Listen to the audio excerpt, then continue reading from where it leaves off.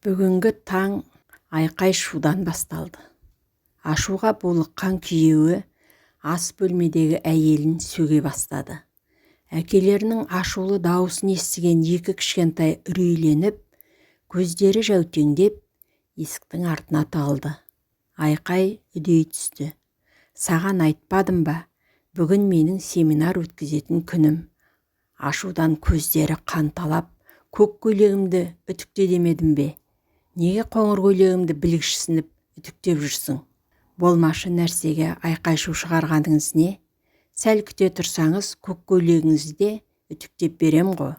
Ей, сен қатын, маған ақыл айтып тұрсың ба? Деп, апыл-ғұпыл заттарын жинап, есікті тарс жауып шығып кетті. Екі баланың көздері жасаурап, анашым, әкеміз сізге неге ұрса береді, әлде бізді жақсы көрмейді ме? Деді. Балам-ау, бұл не дегенің? Әкелерің біз үшін күндіз түні дамыл таппай жұмыс жасайды. Ұрысса жақсы болсын деп ұрсады. Жүріңдер, таңғы асты бірге дайындайық, деп анасы балаларының көңілін басқа нәрсеге алдандыруға тырысып бақты.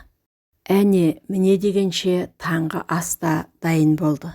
Кенет радиодан беріліп жатқан әуезді ән тоқтап, қала көшелерінің бірінде орын алған көлік апаты жайлы хабарлады. Көлік апаты жұбайының күнделікті жұмысқа өтетін көшелерінің бірінде болыпты. Бойын бірден үрей биледі. Қалтыраған қолдарымен ерінің телефон номерін терген еді, өшірулі екен. Ойы сан-саққа жүгіріп, тек ол емес, маған ашуланып жол апатына ұшыраса ше? Жоқ, мүмкін емес, дейді өз-өзіне.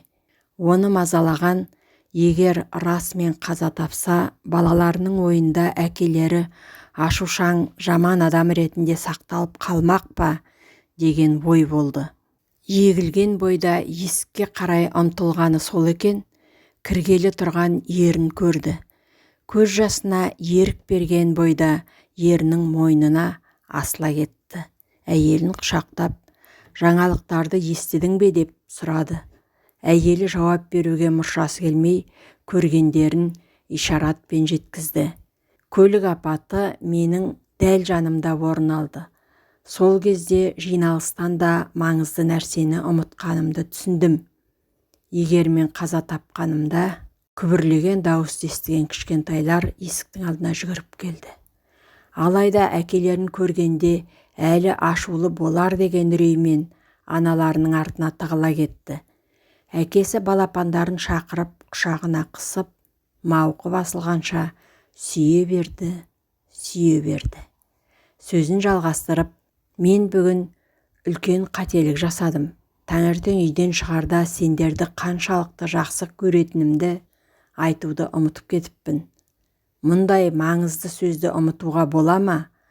Жарты жолдан үйге қайтқан себебім осы. Мен сендерді жанымнан артық жақсы көремін. Анасы, бізге таңғы ас бересің бе? Кімнің қашан ажал құрығына ілігерін бір Алла ғана біледі. Қандай да бір кісімен қоштасарда, ертеңгі күні сізді сағынышпен еске алардай жылы шырайыңызды аямаңыз.